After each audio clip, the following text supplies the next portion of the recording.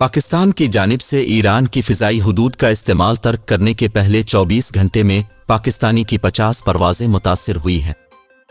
ایوی ایشن ذرائع کے مطابق PIA کی کویت سٹی سے سیالکوٹ لاہور کی پروازوں کا دورانیہ بڑھ گیا ہے، جبکہ افغانستان کی فضائی حدود پہلے ہی بند ہونے سے کراچی سے ٹورنٹو کی PIA کی پرواز سب سے زیادہ متاثر ہو رہی ہے۔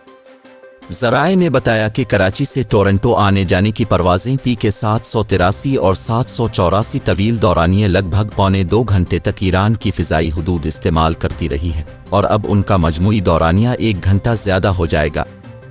ذرائع کے مطابق بندش کے پہلے 24 گھنٹے میں PIA کی 40 پروازیں متاثر ہوئیں۔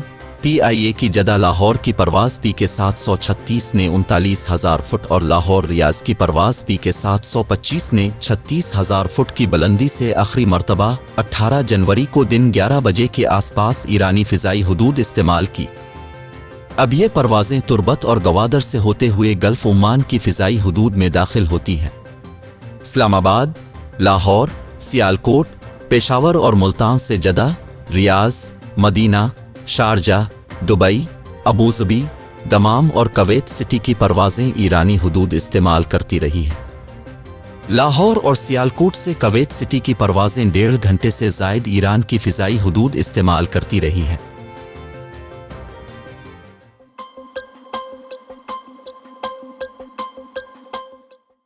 تہران میں تعینات پاکستانی سفیر مدثر ٹیپو کا کہنا ہے، پاکستان ہمیشہ ہر طرح کی صورتحال میں ایران کے ساتھ کھڑا رہا ہے۔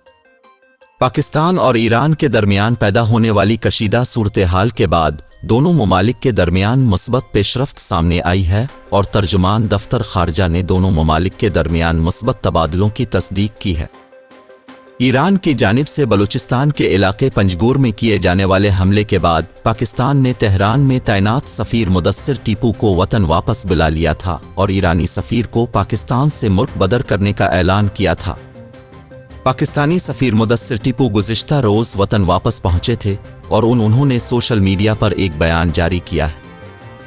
ایران میں تعینات پاکستانی سفیر مدثر ٹیپو نے سوشل میڈیا پر لکھا، پاکستان ہمیشہ اور ہر طرح کی صورتحال میں ایران کے ساتھ کھڑا رہا ہے۔ مدثر ٹیپو نے مزید لکھا کہ پیچیدہ علاقائی ماحول میں دونوں برادر ممالک کے درمیان تعاون اور باہمی اعتماد امن اور استحکام کے لیے اہم ہے۔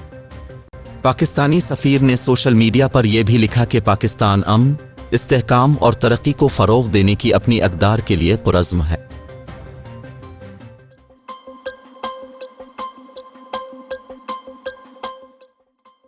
میکسیکو میں پولیس نے فراڈ میں ملوث ایک لڑکی کو اس کی شادی کے روز تقریب سے گرفتار کر لیا۔ عرب میڈیا کی ایک رپورٹ کے مطابق میکسیکو کی پولیس نے ایک نوبیاہتہ جوڑے کی شادی کے روز ہی تقریب میں دھاوا بول دیا۔ اس جوڑے پر فراڈ کا الزام تھا۔ پولیس نے عروسی لباس میں ملبوس دلہن کو گرفتار کر لیا، جبکہ اس کا دلہا بھاگ نکلا۔ میکسیکو پولیس کی جانب سے سوشل میڈیا پر دلہن نینسی کی تصاویر شیئر کرتے ہوئے بتایا گیا کہ نینسی کو مرغی کے تاجروں سے بھتہ لینے اور 4 تاجروں کو اغوا کرنے کے الزام میں گرفتار کیا گیا، جبکہ فرار ہونے والے نینسی کے شوہر دی ماؤس بھی انہی الزامات میں پولیس کو مطلوب ہیں۔ میکسیکو پولیس کا کہنا ہے کہ نینسی اور دی ماؤس کی گرفتاری سے قبل دیگر 6 افراد کو بھی اس الزام میں گرفتار کیا جا چکا ہے۔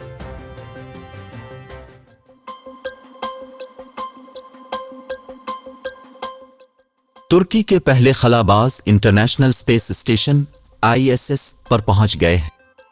44 سالہ ایلپر دیگر 3 یورپی خلابازوں کے ساتھ اسپیس ایکس کے راکٹ کے ذریعے ISS پر پہنچے۔ ایکسیم اسپیس نامی پرائیویٹ کمپنی کا یہ مشن 18 جنوری کو ناسا کے کینیڈی اسپیس سینٹر سے روانہ کیا گیا تھا۔ ٹرک خلاباز 3 مشن کے تحت ISS میں 2 ہفتے گزاریں گے۔ ایلپر نے امریکی ریاست اوہایو کی ایئر فورس انسٹی ٹیوٹ آف ٹیکنالوجی سے ماسٹر ڈگری حاصل کی ہے۔ وہ ٹرک فضائیہ میں F-16 سمیت دیگر لڑاکا طیارے اڑانے کا 15 سالہ تجربہ رکھتے ہیں۔ فوجی کیریئر سے ہٹ کر وہ ترکش ایئر لائنز میں 7 سال تک کیپٹن کے طور پر کام کرتے رہے۔ یہ پہلا ایسا مشن ہے جس میں تمام یورپی خلاباز شامل ہیں۔ ترک صدر رجب طیب اردوان نے اسے ترکی کے لیے تاریخی لمحہ قرار دیا ہے۔ انہوں نے کہا کہ ہم نے اس خلائی مشن کے ساتھ ترک جمہوریت کی دوسری صدی میں قدم رکھا ہے۔ फौजी कैरियर से हटकर वो टर्किश एयरलाइंस में 7 साल तक कैप्टन के तौर पर काम करते रहे। ये पहला ऐसा मिशन है जिसमें तमाम यूरोपीय खलाबाज शामिल हैं। तुर्क सदर रजब तैयब अर्दवान ने इसे तुर्की के लिए तारीखी लम्हा करार दिया है। उन्होंने कहा कि हमने इस खलाई मिशन के साथ तुर्क जमहूरियत की दूसरी सदी में कदम रखा है। उन्होंने कहा कि साइंस की तारीख में अहम किरदार अदा करने वाली तहजीब के जानिशीन होने की हैसियत से हमने नए बाब का आगाज किया है। उन्होंने मजीद कहा कि पहली बार हमने अपने एक शहरी को खला में भेजा है ताकि नौजवान नस्ल में अपने ख्वाबों को पूरा करने का जज्बा पैदा हो सके। वाज़ेह रहे कि तुर्की ने 2022 में एक्सियम स्पेस के साथ मुआहिदा किया था ताकि वो अपने शहरियों को खलाई मिशंस पर भेज सके। उन्होंने मजीद कहा कि पहली बार हमने अपने एक शहरी को खला में भेजा है ताकि नौजवान नस्ल में अपने ख्वाबों को पूरा करने का जज्बा पैदा हो सके। वाज़ेह रहे कि तुर्की ने 2022 में एक्सियम स्पेस के साथ मुआहिदा किया था ताकि वो अपने शहरियों को खलाई मिशंस पर भेज सके।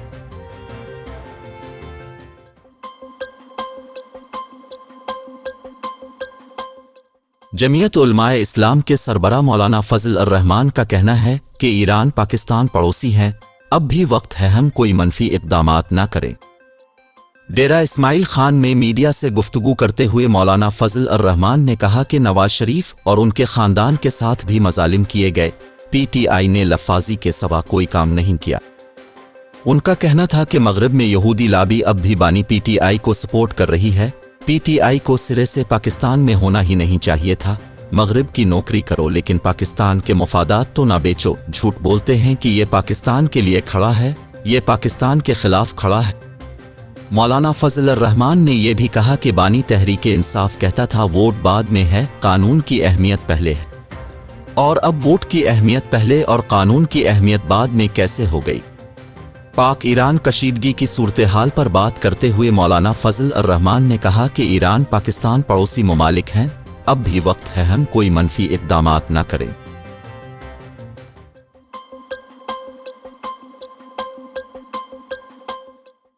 पाकिस्तान की जुनूब मगरबी सरहद पर कशीदगी के बावजूद रुपए की कदर बढ़ने का सिलसिला जारी है। स्टेट बैंक ऑफ पाकिस्तान के मुताबिक इंटरबैंक तबादला में कारोबार के इख्तिताम पर डॉलर का भाव 279 रुपए 90 पैसे है। इंटरबैंक तबादला में आज डॉलर का भाव 8 पैसे कम हुआ है। इंटरबैंक में गुज़िश्ता रोज डॉलर 12 पैसे सस्ता है कर 279 रुपए 98 पैसे था। वाज़ेह रहे कि इंटरबैंक में कारोबारी हफ्ते में डॉलर 46 पैसे सस्ता हुआ। दूसरी जानिब ओपन मार्केट में डॉलर 23 पैसे महंगा हुआ है। ओपन मार्केट में डॉलर का भाव 280 रुपए 98 पैसे है।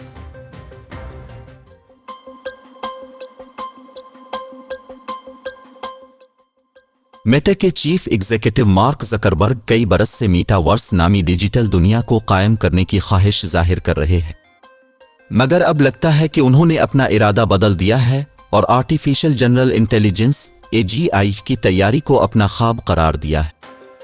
एक इंटरव्यू के दौरान मार्क ज़करबर्ग ने कहा कि मीटा की जानिब से AI पर तहकीक की रफ्तार को बढ़ाया जाएगा जिससे मीटावर्स को बेहतर बनाने में मदद मिलेगी। इस वक्त मीटा की 2 टीमें AI टेक्नोलॉजी पर काम कर रही हैं, जिनमें से एक टीम जनरेटिव AI पर तवज्जो मरकूज किए हुए है। मार्क ज़करबर्ग का कहना है कि उन दोनों टीमों को इकट्ठा किया जाएगा ताकि इंसानों जैसी ज़हानत रखने वाले AI टेक्नोलॉजी को तैयार किया जा सके। मार्क ज़करबर्ग का कहना है कि उन दोनों टीमों को इकट्ठा किया जाएगा ताकि इंसानों जैसी ज़हानत रखने वाले AI टेक्नोलॉजी को तैयार किया जा सके।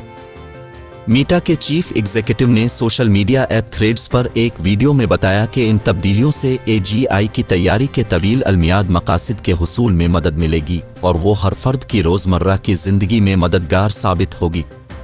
मार्क ज़करबर्ग अब AI टेक्नोलॉजी में ओपन AI, माइक्रोसॉफ्ट और गूगल जैसी कंपनियों को टक्कर देना चाहते हैं।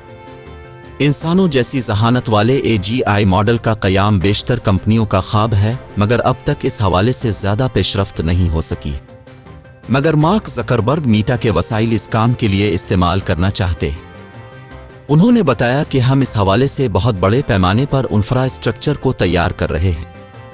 उन्होंने ये भी वाज़ेह किया कि उनका मीटावर्स पर हार मानने का कोई इरादा नहीं।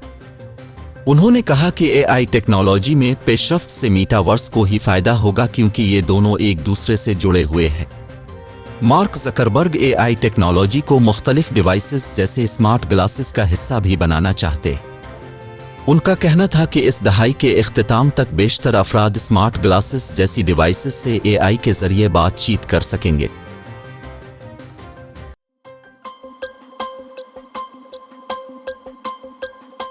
Pakistan Tehreek Insaf P T I کے بانی عمران خان نے قومی احتساب بیورو نیب کے 190 ملین پاؤنڈ کیس میں اپنے وکلا تبدیل کر دیے۔ عمران خان نے 190 ملین پاؤنڈ کیس سے وکیل لطیف کھوسا اور شہباز کھوسا کو الگ کر دیا۔ 190 ملین پاؤنڈ کیس میں پہلے لطیف کھوسا، شہباز کھوسا، عثمان گل اور سلمان اکرم راجہ وکیل تھے۔ اب اس کیس میں بانی پی ٹی آئی کے نئے وکلا سلمان اکرم راجہ، علی ظفر اور عثمان گل ہوں گے۔ 190 ملین پاؤنڈ کیس میں وکلا کی تبدیلی کے باعث عمران خان پر آج فرد جرم عائد نہ ہو سکی۔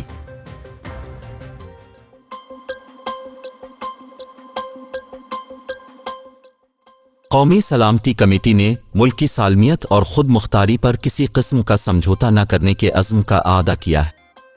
نگران وزیر اعظم انوار الحق کاکڑ کی زیر صدارت قومی سلامتی کمیٹی کا اجلاس ہوا جس میں تینوں مسلح افواج کے سربراہان اور دیگر حکام نے شرکت کی۔ ذرائع کے مطابق قومی سلامتی کمیٹی کے اجلاس میں پاکستان ایران کشیدگی پر غور کیا گیا۔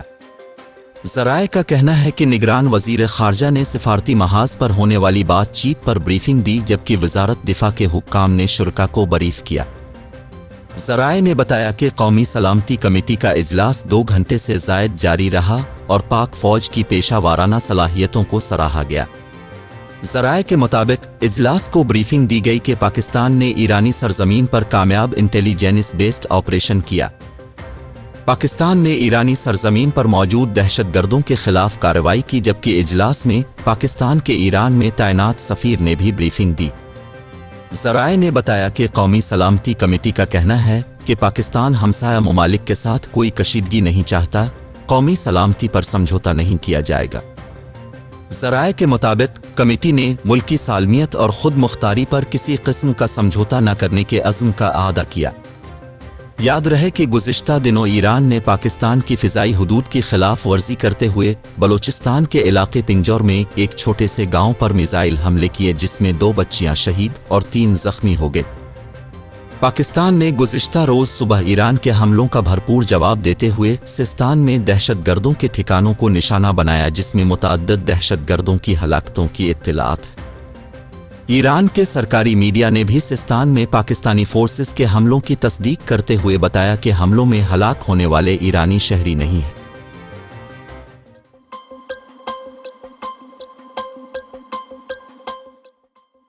کراچی میں بجلی کی تقسیم کار نجی کمپنی کے الیکٹرک کو بجلی تقسیم کا نیا لائسنس جاری کر دیا گیا۔ National electric power regulatory authority NEPRA نے کے الیکٹرک کو 20 سال کے لیے لائسنس جاری کیا۔